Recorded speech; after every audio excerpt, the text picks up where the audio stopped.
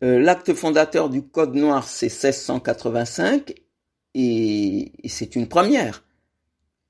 D'ailleurs, les défenseurs, 2 siècles plus tard, de la ségrégation aux USA, et puis au XXe de l'apartheid en Afrique du Sud, vont remercier la France pour cette création du Code noir. L'apartheid en Afrique du Sud, qui prend fin avec les premières élections libres en 1994, était soutenu par tout l'OTAN. Et la France et Israël sont vraiment les États qui ont soutenu l'apartheid, mais jusqu'au bout du bout, quoi. Et ce n'est évidemment pas un hasard si c'est la représentante en France de l'ANC qui a été assassinée. Dulcie September. Le 29 mars 1988. Dulcie avait une connaissance approfondie de toutes les méthodes de guerre employées par l'apartheid. Méthodes conventionnelles, comme on dit, et puis non conventionnelles, biologiques, chimiques, psychiques, etc. Pour les jeunes, je vais donner quelques exemples de ce qui se passait sous l'apartheid. Alors, plan d'empoisonnement progressif par l'eau du robinet, distribué dans certains townships, dans certains quartiers. Exemple surchargé en plomb ou en d'autres métaux, et qui fait que vous vous sentez de plus en plus fatigué, que vous arrivez de moins en moins à réfléchir, et s'il y a des enfants en bas âge, que leur capacité d'apprentissage s'amenuise. L'apartheid, c'est aussi caractérisé par l'inoculation du sida, notamment aux enfants, dans les maternités, les centres de santé, au motif de vaccination. Et puis sur un plan aussi de systématisation, finalement, de l'inoculation du sida aux enseignants noirs.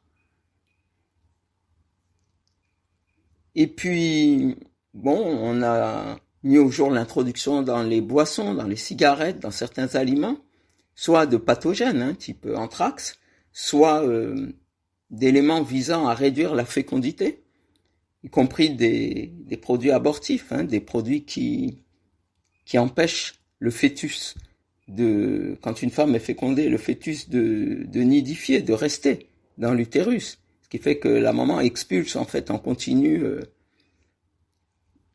sans même s'en apercevoir. Et donc a l'impression qu'elle n'est jamais enceinte. Et puis on a eu aussi l'empoisonnement de responsables politiques et d'entrepreneurs, notamment en toute discrétion lors de voyages.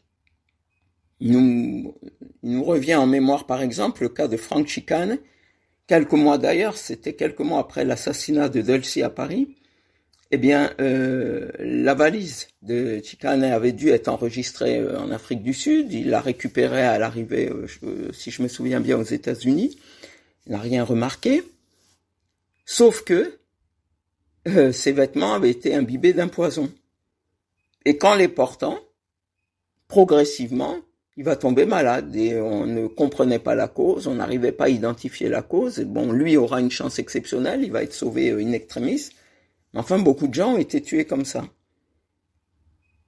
Et d'ailleurs, lui, c'est son cas et la mise à jour de son cas qui aura permis à beaucoup d'entre nous de découvrir cette pratique. Donc, c'était juste quelques exemples pour montrer la diversité que peut prendre la guerre. Et à la fin, comprenant que l'apartheid n'en avait plus pour longtemps, voilà, il y a des gens comme Dulcie, comme Chicane, qu'on tenait à éliminer avant le basculement, en fait, pour qu'ils ne puissent pas intégrer le nouveau pouvoir.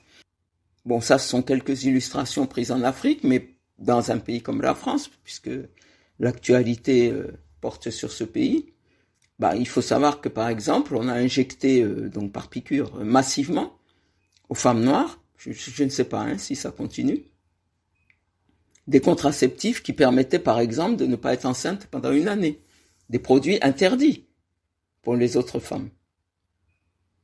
Et chacun sait que la démographie noire est une obsession que la France partage en particulier avec les États-Unis et avec un certain nombre d'autres pays, d'Amérique du Sud notamment, et également en Afrique même, avec le Maghreb, d'ailleurs. plus la Mauritanie, bien sûr. En Afrique, là, ce sont des territoires qui sont métissés, qui sont complètement dominés par l'idéologie suprémaciste blanche, c'est-à-dire dominés par l'idéologie d'une supériorité des races prétendument pures, et parmi ces races pures, de la race blanche. Et donc ces gens métissés sont extrêmement complexés. Et donc ils partagent avec l'Occident la négrophobie et ils ont l'obsession de blanchir la race, quoi. C'est apitoyant. Mais bon, historiquement, c'est un choix qu'a fait le mouvement panafricain de libération au milieu du XXe siècle, que d'englober tout le continent. C'est un choix mûrement réfléchi, hein, qui a été fait par l'avant-garde de l'époque, du continent et de la diaspora, d'ailleurs, parce qu'il y avait des personnalités de premier plan, hein, comme George Padmore ou W.E.B. Du Bois, et cette génération qui a précédé la nôtre a considéré que c'était en quelque sorte une des missions du panafricanisme que de contribuer à nourrir à l'échelle de l'humanité un élargissement de conscience. Et que même si c'était difficile et même contre-intuitif, hein, compte tenu de la négrophobie et de l'esclavagisme qui nous frappait au Maghreb, eh bien nous ne pouvons pas nous laisser aller à régresser en considérant la couleur ou la race comme un critère discriminant. C'était pas une option. Et c'est d'ailleurs comme ça que ceux qu'on appelle les pères des indépendances ont adopté le slogan « Le Sahara nous unit ». Le Sahara nous unit. Ça n'a pas été évident, hein. Si vous regardez par exemple l'apparition, je pense en 1960, de l'ouvrage de Cheikh Anta Diop sur les fondements économiques et culturels d'un État fédéral, Cheikh Anta indique un État fédéral d'Afrique noire. Bref, c'est une question en débat dans le mouvement panafricain, non pas sur le fond, puisque on sait bien que pour les initiés, la couleur ne fait pas sens, mais plutôt tactiquement, quoi. Ensuite, l'Afrique du Sud de Mandela a pris le relais et donc a réactivé ce positionnement et s'est appliqué à vivifier le paradigme des initiés, quoi, le paradigme de l'Ubuntu. Puisque persister à dire Ubuntu à des gens qui vous considèrent comme des sous-hommes et qui n'ont de cesse de vouloir piller vos ressources, ce n'est pas une chose facile. Sous-hommes véritablement, hein, au sens nazi du terme, hein, Untermenschen, c'est-à-dire la catégorie des, entre guillemets, instruments animés, hein, de Aristote. On est quand même face à une idéologie esclavagiste qui s'est développée et s'est renforcée sur 2000-3000 ans. Bon, ce n'est pas rien. Même si, évidemment, ce n'est pas grand-chose rapporté à l'histoire de l'humanité, et même sans aller si loin, rapporté aux 50 000 ans, couverts par les dynasties de l'Égypte antique telles que rapportées par Manéthon, ou à la datation de 80 000 ans des ocres de Blombos, sur lesquels l'astrophysicien Jean-Paul Mbelek lit les deux des théorèmes qui sont attribués respectivement à Pythagore et Thalès.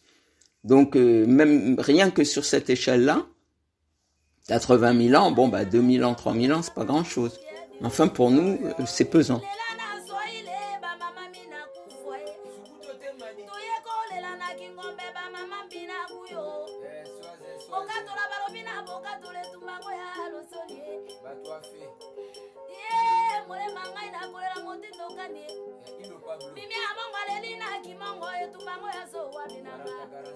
Ba tetela balelina ki tetela ba mama di nyambo fo ona ko tetela ke mafu